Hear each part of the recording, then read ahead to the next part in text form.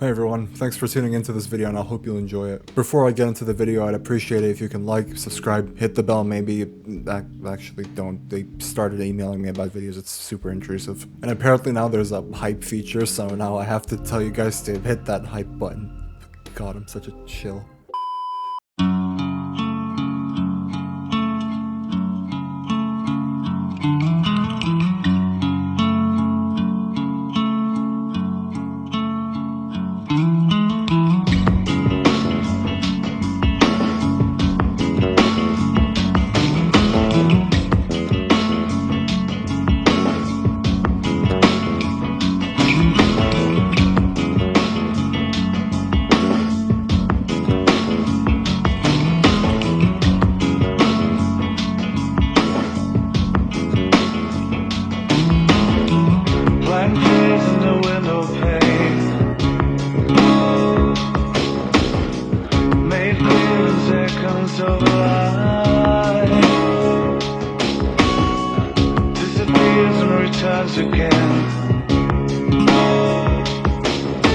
Counting hours, touching the night.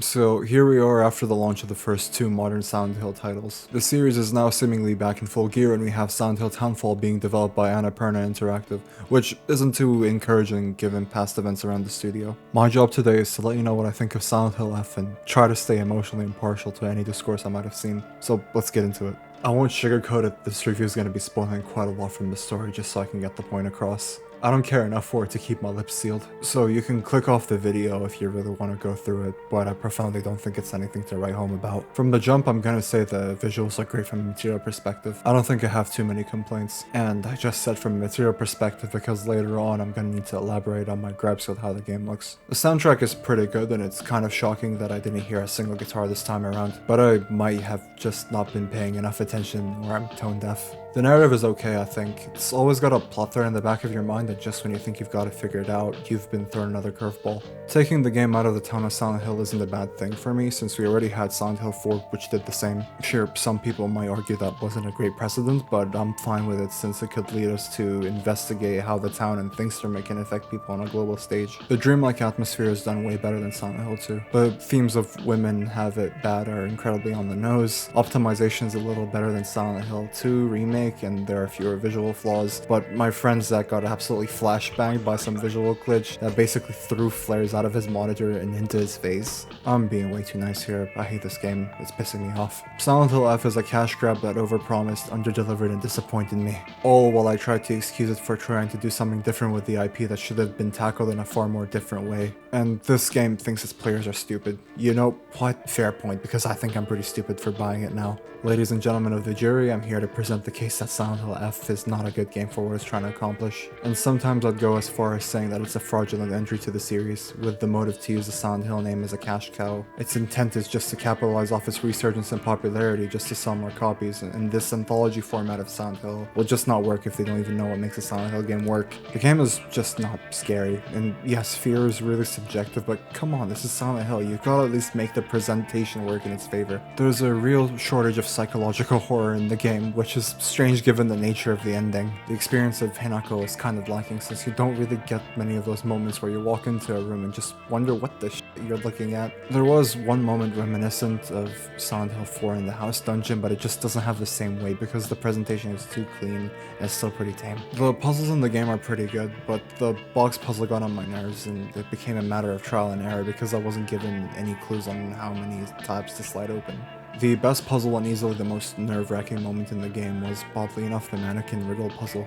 This puzzle had you pick out the correct mannequin that wouldn't attack you based on a clue, and from there you'd be pointed in the right direction. It's not that it had a jump scare or anything lined up for me to get spooked, but it was just intense to look at the enemies in the game who you know will attack you if you screw up. And it was kind of intimidating to just see them stay still rather than just being ready to attack them, especially since you're so wired to just fight everything. The environmental design is kind of pleasing to look at, but I think enshrouding it in darkness would have been the right move to make it look scarier. The game is way too bright, and the fear of the unknown just isn't there, since you can clearly tell that is a mannequin trying to stab you, and that's an American. I'll point to the Dead Space remake as a case in point, since its lighting is really well done and knows how to keep things obscured. I understand that both of these games are trying to achieve something different, but you gotta hear me out a little. One of the ways Dead Space keeps you on edge is by having the environment be obscured all the way through until you're close enough to perceive it. And their sound system was top notch in amping up those fears, and from there they play off that fear by introducing different sounds into the mix that could throw you off. It just keeps you guessing all the way throughout the experience, and it just really had your heart racing. It was pretty great. The experience in Dead Space and Silent Hill games is generally bone-rattling, but the problem with the remake of Silent Hill 2 is in the presentation and how it isn't grimy enough. Additionally, they dim the lights of the environment in the worst times possible, especially during the prison level when you compare it to the original. And Silent Hill F just shows you far too much for you to be afraid anymore. The level design is linear. While there is some exploration where you can take alternate paths to find pickups and items, it's pretty much a straight line to your next destination, and the map makes it easy to find your way, so you won't get lost. The game just isn't scary as it should be. I feel that the focus on combat and how you're forced to fight enemies takes away the sense of being vulnerable. And as you get better at fighting them, you become more confident and they just aren't scary anymore. Hi, my name is Cherry Bomb, and I fight for all the single moms out there that don't get the respect they deserve.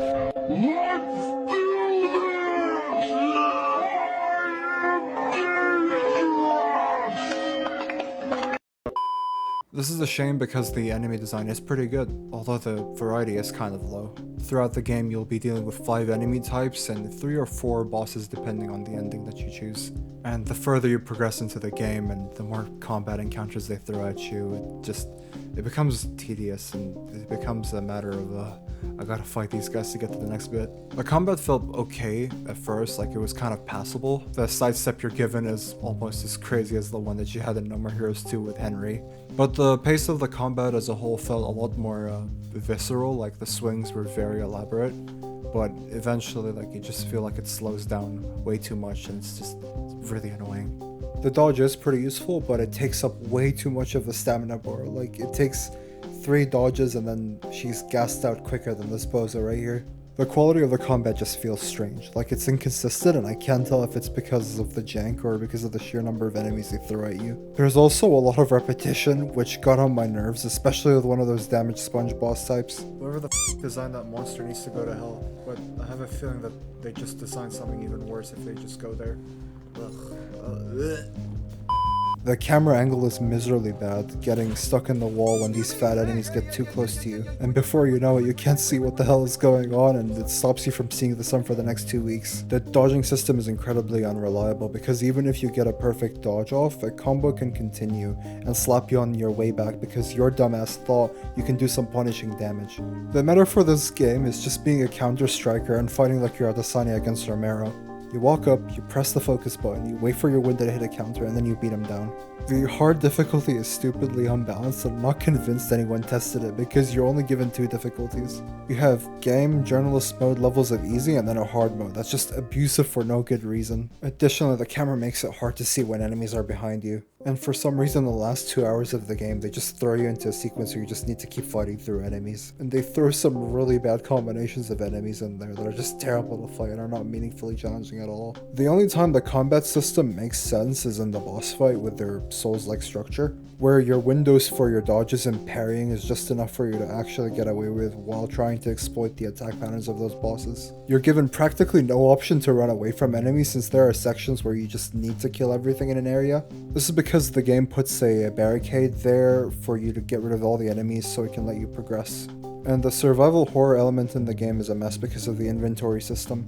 Items stack to 3 and medkits only stack once, which force you to consistently pause and rearrange your stuff, which completely pulls me out of the experience. The inventory problem is exacerbated even further because a lot of the items do the exact same thing. I think they should have at least filtered down through the items that actually are necessary and just gotten rid of the stuff that just does the exact same thing anyways. There is a stupid amount of backtracking for items since you barely get any storage upgrades. In short, this game's inventory system is way too complex for its own good. A Silent Hill game is usually carried by its narrative and atmosphere, and that's where all your attention is going to be turned. And the combat in those older games is very simple. You're given a lot of resources for health and ammo, you're not restricted by inventory size, and enemies just don't take forever to get through. Trying to make combat more sophisticated through introducing enemy attack patterns or different mechanics means you're gonna draw more attention to it, which then highlights its flaws even more to players because at that point it's no longer a psychological horror game, it's now just an action game. It'll have to earn its merits as that. Additionally, the combat just becomes so baked into the gameplay loop and how levels are done, and developers are going to use it far more frequently than what it needs to be used for. Silent Hill F is just so incredibly focused on the fighting monsters aspect that it feels like it's trying to desperately hold on to your attention.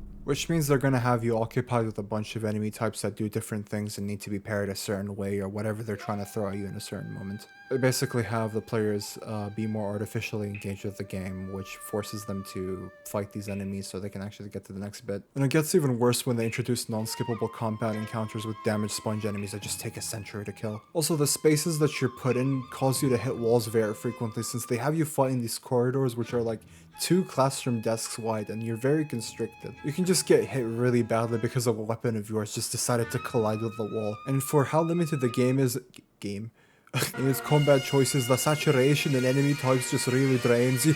Sorry, I meant for how limited the game is and its combat choices, the saturation enemy encounters just really drains you. The third act of the game could absolutely drive you insane on the hard difficulty since they throw practically the population of a small country at you. And all of this is just to slog your way through to another dungeon. It's really bad, I hated it. Just when you thought the game just couldn't get any more ridiculous. Around the halfway point of the game, Hinako gives up her arm for the fox arm, and this is where the game goes into hysteric levels of, I honestly don't know what to describe it as, it's just jumping the shark. This fox arm acts as a devil trigger and is an allegory for giving your hand in marriage.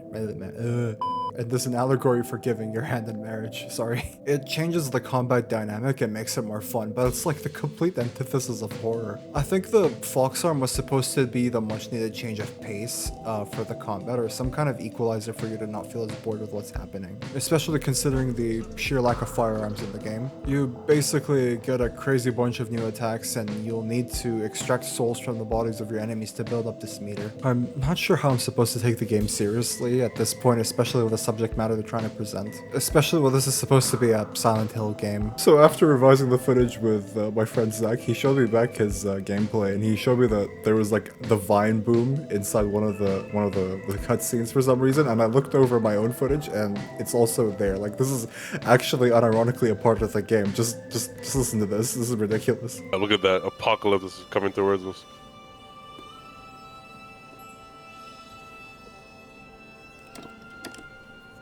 I got the move in sync with the music though. It's hard. Yeah. In the original quadrilogy of games, the combat is supposed to stay the same all the way through, and the only adjustments you get are different weapons that help you progress a little better with more ammo pickups. And here we are in a Silent Hill game where we're given a fox arm and the freedom to clobber through our enemies while we absorb their souls to charge up a devil trigger. Imagine in Silent Hill 2 you were supposed to go through James' story and then out of nowhere he starts to drop kick people and take them into Suplex City. At least with the remake for Silent Hill 2, they introduced some changes that kind of make sense given the modern landscape of how gameplay is nowadays, and the gameplay was consistent all the way through. The biggest issue I have with the combat there is just it's way too frequent. I'm tired, boss, and I don't want to give leeway to a company that doesn't deserve it. This combat is abhorrent and it's a failed attempt at trying something new, and no wonder Konami didn't talk about it in their presentation about the game. It's abysmal. The weapons they introduce to you throughout the game have different attack speeds and damage values, and later on heavy weapons are introduced with a blocking mechanic that drains durability. I didn't care much for that though, since the game throws a whole construction size worth of sledgehammers and crowbars at your feet even on hard difficulty. The Hakuras in the game are used to upgrade your attributes, which combined with everything else make the game feel like it's having an identity crisis. With all that taken into account, it's just an action horror game at this point. A piece of advice for hard hard mode runs, and you're only going to do one, trust me, it's really bad. Abuse the hell out of Higashis, they give you infinite stamina for 30 seconds and almost make the game fun. And the jank is less annoying overall since you can just blow through the Souls-like bosses that throw at you, and clearing counters a lot easier. The freedom to dodge and attack whenever you feel like it is pretty good, I can't lie. For the story and themes, I think the narrative is alright, and the history that comes with being a woman in Japan could have been explored far better. I have no problem with the writer trying to cover the topic, and it's been incredibly well documented, but I'm not aware of any pieces of media that cover this part of the country's history. But the problem here is that the themes of women have it bad are far too obvious. Like, take this example, and this happens a lot throughout the game. It really gets frustrating. There's a scene with some domestic abuse, and right after, Hinako just goes, women get treated no different than animals. Like, come on, could you just spell it out for us again in bold and italics? I really do like it when games are subtle, and this one should have just had those moments. And there are a few events that could have been framed in a better way for us to actually deduce what's happening, other than just directly telling us what's happening. Like, it really ruins it, and it takes me right out of the experience. At that point, they should have just had Rikishi tell us his thought process exactly in that cutscene with developer commentary too. Just tell us everything. Just spill it, bro. Don't let us think about it. The boss fight with the parents is exactly like their dynamic. The father's aggressive, the mother won't do much, but the second you hit the dad, the mom marches to defend him. I kind of like that, but by the point you're in the boss, you're already made aware of the theme of the game by Hinako, by its developers, the writer, your barista, your university's dean, your delivery guy, and your English teacher from school that's always pregnant and never around to teach you. The cast of the game just isn't that intriguing either, especially with the bar set twice by Silent Hill 2. Your protagonist in Hinako just isn't that interesting as a character. She only characterizes herself as being a little taller than the average girl and just being a bit of a tomboy. That's just the surface level stuff, and there isn't much more beneath the surface for you to discover because the character knows just tell you everything in the most obvious way imaginable. I'm not kidding, she just starts monologuing in the middle of boss fights, and it makes for a very unlikable character in the grand scheme of things. I kind of like the game's take on the Otherworld. They're done in these traditional temple locations, which is a drastically different and pretty cool take in comparison to how it's been presented in previous games. The town gets covered more and more in these red spider lilies the further you progress into the game, which symbolize death and the afterlife, and given the theme of the game, it kind of matches. Structurally, I think the story falls really flat on its face because of the emphasis on littering the map with notes everywhere about the most obvious things ever. And by the time you've had your fair share of reading done, and later on in the game where you might discover something that could tell you something interesting about the town, or even, I don't know, connect to the original Team Silent games, you're far past the point of caring again. Really quickly regarding the game's optimization, as of October 1st, 2025, the developers put out a patch, and in that patch it basically takes away the deluxe edition cosmetics that standard edition owners of the game weren't supposed to have. The cosmetics this time around are just different colorways of the school uniform and one that's just supposed to be Robbie the Bunny. That's it really. They were able to fix that, but they didn't add a frame generation update, of course. And there's this bit of the game just before you reach the climax where it just has to crash at least once before you're able to progress the game. It's this bit where you have to fight your way up the hill. You'll know if it happened to you because Zack and I experienced this crash at the exact same spot, so I'm suspecting that a lot of other people might have had it too. So that kind of shows where the priorities of the studio are. I think the game profoundly thinks you're stupid, and this shows through its writing with its refusal to have subtlety at any point in the game. Every theme and message is barked at you by everything in the game, and it just refuses to give you the puzzle pieces to just figure out what's happening. The Silent Hill name is very obviously slapped on the game, which could have just been a different IP or an original one, but they just knew it wouldn't sell without it. Konami's approach to having the Silent Hill series from now on seems to just be throwing it on anything and expecting you to buy it. Which, shame on me, I bought into it. I'm gonna take some time to at least establish some credibility by putting out my understanding of the plot based on what I've understood and have been exposed to in terms of materials and discussions online. Women having it bad just isn't the sole theme of the game, and the father's story is even elaborated on in New Game Plus. In the new cutscenes the New Game Plus has, you'll have a scene where he apologizes for everything he's done and how he blew the family's future by wasting the family's money to try going after his dreams. This humanizes the character a lot more and gives another layer of the story of the family. Of course, his apology is far too late and he can't really be forgiven for it, but he just felt the need to get off his chest. The dialogue essentially concludes with, "I don't forgive you, but I do understand you." I sincerely apologize for not being able to provide my own first-hand take on this stuff because I feel like this would have been great to experience, but the comments combat and the general pacing of how you progress through the game is abysmal, and I'm not at a point to be told just run through it again, bro. It gets really good. I really don't feel like being forced through this again, and it was already rough enough to get through to the end of the game the first time around. No amount of fog or serious themes is going to make the game matter, and at least because all of it is just in Hinako's head. You're not in a town being affected by supernatural phenomena with your friends being hunted down by a fog monster, and the first ending for the game shows you that Hinako is actually in her 20s being married off to cover her father's debt. The story is just taking place in her head as she reminisces on her days as a young girl and thinking back on some of the things she's been through and coming to a conclusion on what she wants to do with her life. The shock of the first ending gave me some serious goosebumps the first time around with how it was presented, and the sheer sense of paranoia the ending gave me while I was progressing to the last cutscene.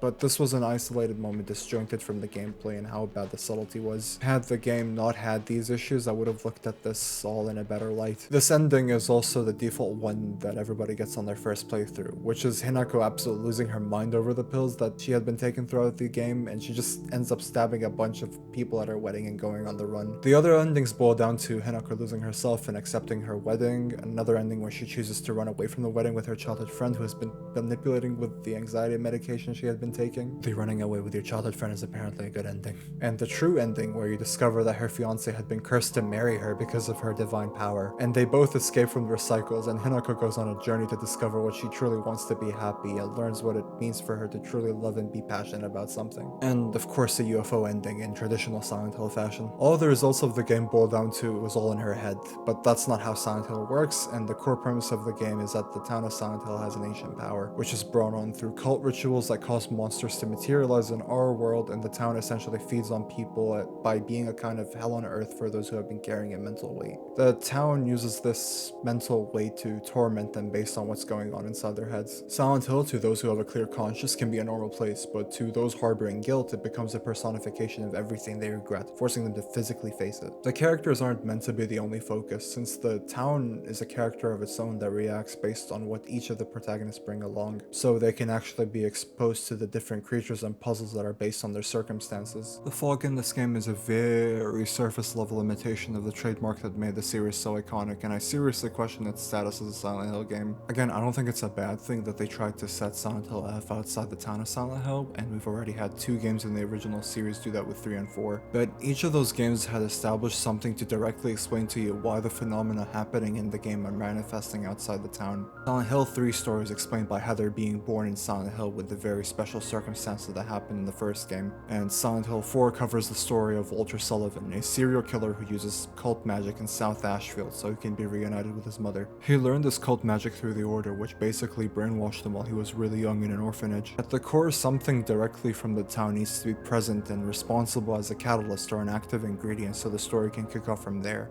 or for players to later on discover in the story the why and how of everything that's happening. The town's power cannot be stressed enough, and saying, oh, it's actually all in her head really cheapens the experience for me. The game clearly tried to draw some similarities to Silent Hill 3's protagonist, Heather Mason, by being told that she's got a divine power or something, but it doesn't really work out because you don't really know why. The story would have been better off as its own IP, but obviously that's not risky and it's not going to sell enough copies, so they weren't going to do that. A few tweaks here and there, and maybe you could have had another Fatal Frame game or something. I don't know enough about Fatal Frame, but they look similar enough to me. Me saying this might sound stupid, but please go ahead and correct me. I actually really do want to get into Fatal Frame, so just introduce me to the series if you can. Konami's treatment of Silent Hill with the pachinko machines really just shows you that they want to use it as a cash cow until it's dead, and then a decade later after it's died they're going to revive it and cheaply redefine what it means to be a Silent Hill game again. The anthology approach that they're taking is just an excuse for them to slap the name on anything they publish so it can maybe sell more copies, and that's my biggest fear with the games, especially the ones that aren't going to be remakes. You just don't know if it's going to belong in the series anymore, and it's just going to be oversaturated. And the Silent Hill phenomenon theory that they're trying to peddle to you is absolutely going to demolish the series again. To put it shortly, this is a phenomenon where Silent Hill based occurrences or apparitions take place outside the town without any association to the key items there. Basically, it boils down to it being a form of schizophrenia tied to people's trauma that makes them see fog and monsters. Silent Hill, the short message, basically set up this precedent, and that wasn't a good game at all. Hell, I wouldn't even count it as a game. It's really bad. And UnderTheMayo puts it far better than I do in his review of the game, so here's an excerpt of what he said. Because now it's really all just a psychological condition that makes people see fog and monsters with no connection to a supernatural force. We ignore the mysterious power the land around Silent Hill has been known for ages. The power the Native Americans spoke of before the settlers came. A town where ships disappeared on the waters and where soldiers were tortured at a Civil War prison camp. We ignore the acts of religious fanaticism that led a psychic child to give birth to a literal god. We ignore that it is supernatural power that causes monsters to appear and to shift reality. Whether it be Alessa's projected nightmares or James's inner guilt, it is real, it is happening, it is not all being played out in people's minds.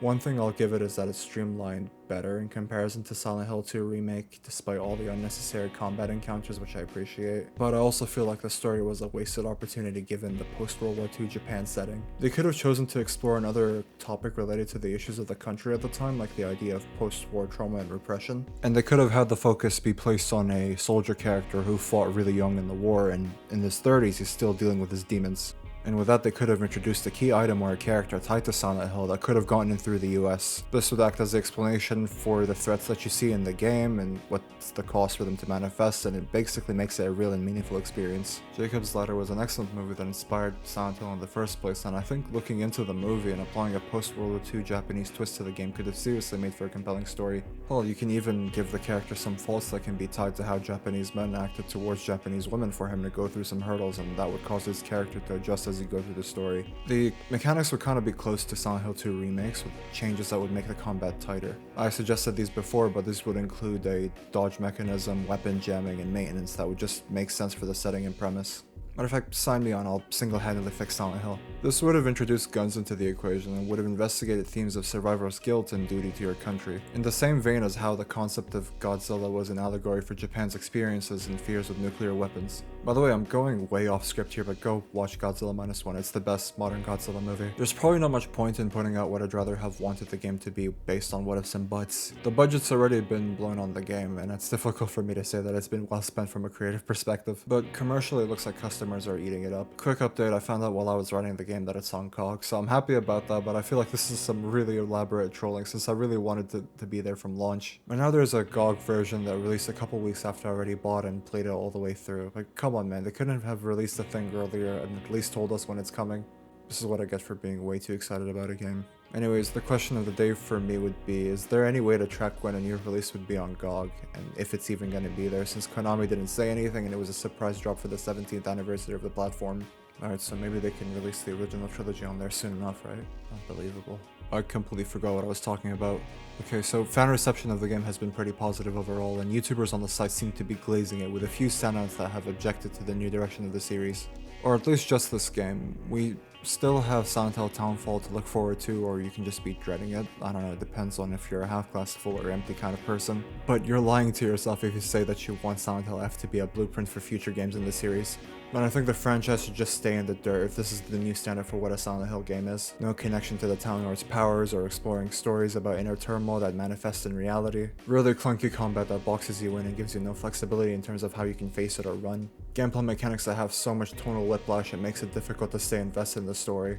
A bad inventory system that has you pausing every few minutes to reorganize your items because you can't use your items from the menu. Surface level use of fog and heavier themes that just act as a window dressing for them to slap the name on the product. Subtlety being thrown way out the window and into a river just because the game doesn't trust you to be smart enough to figure out what's going on by yourself. My father told me something when I was really young, and it translates to lies have short threads. If you keep accepting the lie that this is a good game and this is what Silent Hill should be doing to carry the series forward, you're only lying to yourself. And the only things that will come out of it are just money being taken from your wallet to be given to shareholders that use the Silent Hill name just to dupe you into buying a copy. I tried several times throughout the entirety of my playthrough to just accept the game as trying to do something new and take a brave new direction that the series had never taken. I was excited to know the kind of story they were going to tell when they brought on the writer of Higurashi. And add to that the sheer tedium that just didn't allow me to lie to myself or you even more. Silent Hill F is not a Silent Hill game, and is better off being a self-contained story that could exist in the universe as its own segment of the lore. The game should just drop the name, because I think the use of the name is just deceptive at this point, if it won't even tie anything directly from the land to the game and explain why the phenomena we're seeing are happening. With all that being said, I'm real sorry to have taken such a negative standpoint regarding this game, and if you enjoyed the story or found some comfort in its main character, then good for you. I'm glad you enjoyed it, truly.